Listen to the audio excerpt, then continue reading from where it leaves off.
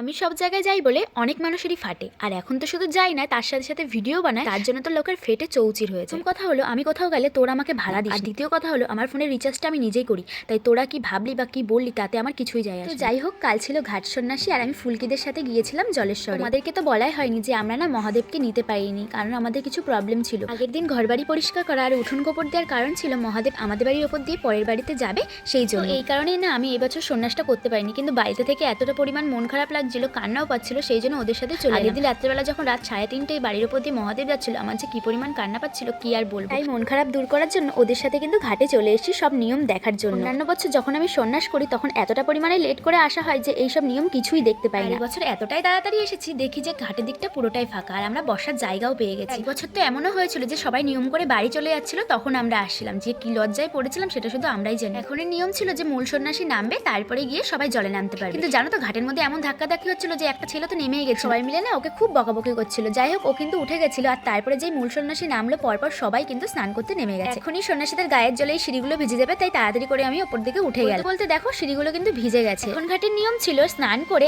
একে অপরের সাথে গামছা বদল করে বলতে হবে নিজগোত্র ত্যাগ করে শিবগোত্র নিলাম। আজ থেকে শুরু করে এই পরপর 4টে দিন যারা সন্ন্যাস করছে তারা পুরো শিবগোত্রে থাকবে। সবাই ঘাটের থেকে উঠে মহাদেবের মাথা থেকে ফুল বেলপাতা পড়া পর্যন্ত ওয়েট করবে, তারপর সেই ফুল বেলপাতা রেখে দেবে নিজেদের কাছে। আমি এখানে দাঁড়িয়েছিলাম দুটো কারণে, কারণ ফুলকিদের ফোন আর টাকা ছিল আমার কাছে, ওরা স্নান করে উঠলে ওদেরকে দিয়ে দেবো। আর 2 নম্বর কারণ হলো রীতিশা, এটার আসার কথা ছিল 1 ঘন্টা আগে, কিন্তু ও তো অনেকটাই লেট করে ফেলেছে। তখন তো সবার স্নান হয়ে গেছে আর এখানে সবাই ওয়েট করছে ফুল বেলপাতার জন্য। ওখানে আর দাঁড়িয়ে থাকতে পারছিলাম না, তার কারণ সবাই স্নান করেছিল আর ওদের পাশে থাকলে আমাদেরও জামা কাপড়গুলো ভিজে যাচ্ছিল, তাই আমরা 2 বান্ধবী মিলে এসেছি মেলায়। কিন্তু মেলাটা অনেকটাই ফাঁকা আছে আর অনেক দোকান ঠিকমতো এখনো বসেনি, তখনও দোকানপাটগুলো গোছাচ্ছিল। আর আজ থেকেই কিন্তু মেলা শুরু হয়ে যাচ্ছে, তাই তোমরা যারা যারা মেলায় আসতে চাও তো আসতে পারো। ফাঁকা মেলা পেয়ে আমরা তো জম্মের মতো ভিডিও করেছি আর যত ফটো তোলার ইচ্ছে ছিল সব তুলে ফেলেছি। তারপর দেখি যে দিশানিধি আমাদের কোথা দিয়ে দেখতে পেয়ে লাফাতে লাফাতে আমাদের কাছে আসলো। অন্য সময় প্ল্যান করা থাকলেও সবার একসাথে দেখা হয় না, কিন্তু দেখো আজ কিন্তু কোনো প্ল্যান ছিল না, তাও সবার সাথে দেখা হয়ে গেছে। এদিকে দিশানিধি বলছিল যে ফুচকা খাবে বলে ফুচকার দোকান খুঁজতে মেলার মধ্যে আসে, আর দূর থেকেই বুঝতে পেরেছে এগুলো নাকি আমরা, আর আমরা নাকি এরকম লাফিয়ে লাফিয়ে রিলস বানাচ্ছিলাম। এসে এরকম বলা শুরু করে দিয়েছে। আমরা যখন সবাই একসাথে থাকি তখন প্রচন্ড পরিমাণে কাউতালি করা হয়, সবসময় তো আর ভিডিও করা হয় না, সেই জন্য তোমাদের সাথে সেগুলো শেয়ার করতে পারি। কিন্তু এবার থেকে সবকিছুই ভিডিও করে রাখবার, সবকিছুই তোমাদের সাথে শেয়ার করবো। মেলার মধ্যে এসে ফুচকা না খেলে হয়? মেলা ফাঁকা তো কি হয়েছে, ফুচকার দোকানে কিন্তু ভিড় আছে, এখানে লাইন দিয়ে দাঁড়িয়ে পড়েছি ফুচকা খাওয়ার জন্য। রীতিশা আবার এইদিকে বলছিল ওর ছেলের পায়ের ছাপ দিয়ে ও নাকি ট্যাটু বানাবে, দেখা যাক ও কবে ট্যাটু বানায়। আমারও তো ট্যাটু বানানোর ইচ্ছা হয়, কিন্তু ওই যে আমারও তো বাড়ি একটাই, যেদিনকেই আমার 2টো বাড়ি হবে সেই দিনকেই আমি ট্যাটু করবো, কারণ একটা বাড়ি থেকে যদি তাড়িয়ে দেয় আরেকটা বাড়িতে গিয়ে উঠবো। কথা বলতে বলতে আমাদের ফুচকা খাওয়া কমপ্লিট, আর ফুচকাটা খেতে বেশ ভালো ছিল। তো আজকের ভিডিওটা এই পর্যন্তই থাক, দেখা হচ্ছে পরের ভিডিওতে। টাটা সবাইকে।